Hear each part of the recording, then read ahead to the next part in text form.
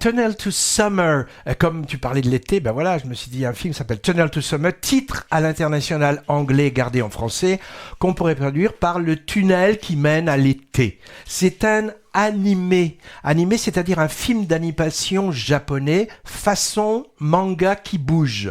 C'est pas trop ma tasse de thé a priori. Je trouve ça souvent stéréotypé dans la thématique comme dans le graphisme. Faut dire que j'ai été traumatisé par les programmes pour enfants de Dorothée qui passaient des versions cheap de ça au kilomètre dans ses émissions. Mais on me l'a conseillé, alors j'ai tenté l'expérience. Bien m'en a pris, même si j'ai quelques réserves. L'histoire.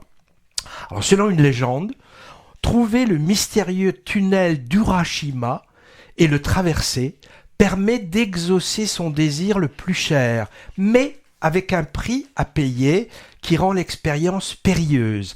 Et je ne vous dis pas lequel pour titiller la curiosité. Alors, temporellement, on se situe il y a une quinzaine d'années, dans une petite ville côtière japonaise. Le jeune lycéen triste, il s'appelle Kaoru, il a du mal à se remettre d'une tragédie familiale et il va faire équipe avec Anzu, jeune fille qui vient d'arriver à son école, énigmatique et volontaire, qui va lui proposer son aide pour tenter l'aventure de ce tunnel qu'ils ont découvert. Alors que veut chacun d'eux ? Et que se passera-t-il au bout du tunnel ? Ça fait beaucoup de mystères que je ne dévoilerai pas ici. C'est un conte moderne, prétexte à chroniquer une histoire d'amour adolescente. Je dis moderne pour au moins 2 raisons qui lui donnent un aspect quand même contemporain.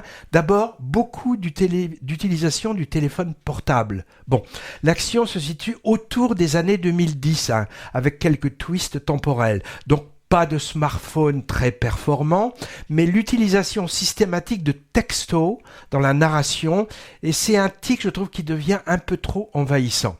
Deuxième chose qui sonne dans l'air du temps, c'est le personnage féminin qui mène la danse, qui prend des initiatives, ce qui n'est pas le cas dans les contes anciens. Moi, j'ai beaucoup aimé le côté mystérieux du début. Le spectateur voit pas trop où il est embarqué et du coup devient curieux de voir comment tout ça va se déployer. La première scène, par exemple, qui montre la rencontre des 2 personnages principaux.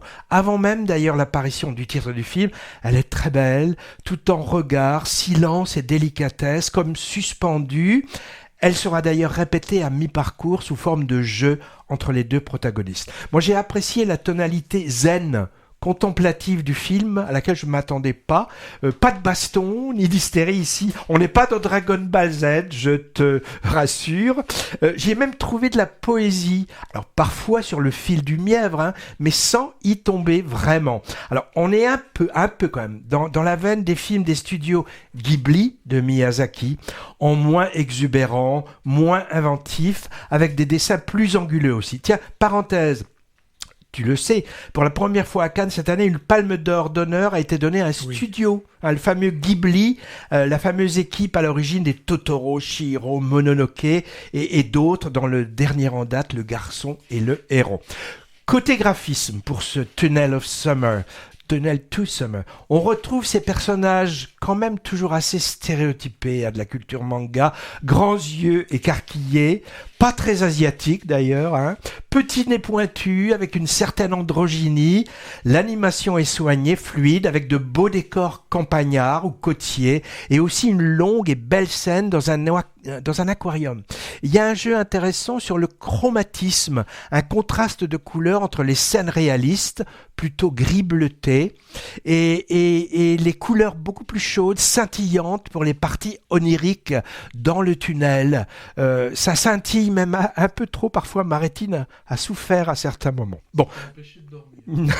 Pour un public à partir, je dirais, de 13-14 ans, car la thématique... pas forcément enfantine, y est évoqué, on parle de violence parentale ou de négligence parentale, deuil, culpabilité, questionnement sur comment sortir du lot, comment faire sa place, ce genre de choses un peu matures quand même.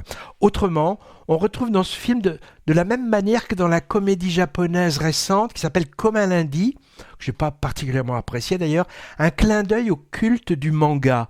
On a une sorte de mise en abîme avec cet animé qui rend hommage aux mangaka. Les mangaka, c'est les scénaristes et les graphistes qui créent les mangas. Bref, tout ça est très japonais et plutôt exotique pour un boomer comme moi. Tunnel of Summer est signé d'un jeune réalisateur qui s'appelle Tomohisa Taguchi, ça fait penser à Tamagotchi, hein.